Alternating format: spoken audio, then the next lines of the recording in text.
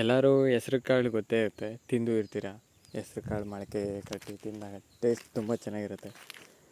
ಇವತ್ತು ಆ ಗಿಡನ ತೋರಿಸ್ತಾ ಇದ್ದೀನಿ ನೋಡಿ, ಹೆಸ್ರು ಕಾಳು ಗಿಡ. ಯಾವುದೇ ಕಾಳಿನ್ನೂ ಬಿಟ್ಟಿಲ್ಲ, ಅಂದರೆ ಇನ್ನೂ ಕಾಯಿ ಹಾಕಿಲ್ಲ, ಕಾಳು ಬಿಡಲ್ಲ.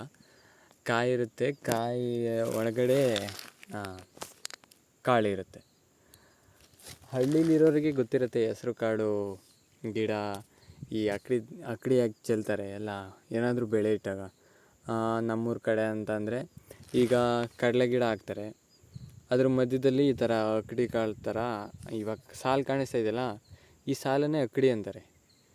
ಹಂಗೆ ಚೆಲ್ತಾರೆ ಒಂದಷ್ಟು ಕಾಳುಗಳನ್ನು. ನೋಡಿರಿ ಈ ಕಡೆ. ಮತ್ತು ಇದು ಅವರೆಕಾಯಿ ಅಲ್ಲ, ಅಲಸಂದೆಕಾಯಿ ಮತ್ತು ತೊಗರಿ ಗಿಡ ಎಲ್ಲ ಚೆಲ್ಲಿದ್ದಾರೆ.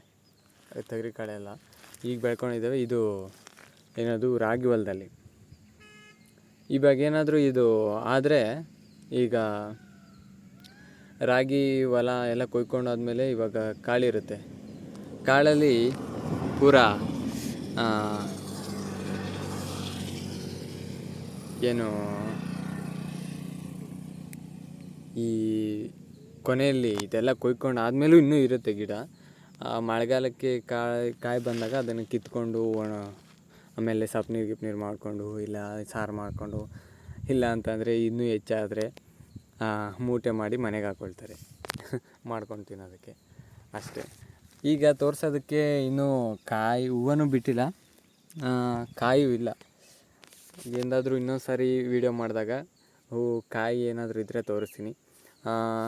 ಇದೆ ನೋಡಿ ಹೆಸರು ಕಾಳು ಗಿಡ. ಸೊ ಇದಿಷ್ಟು ಈ ವಿಡಿಯೋ. ಮತ್ತೊಂದು ವಿಡಿಯೋದಲ್ಲಿ ಮತ್ತೆ ಸಿಗೋಣ.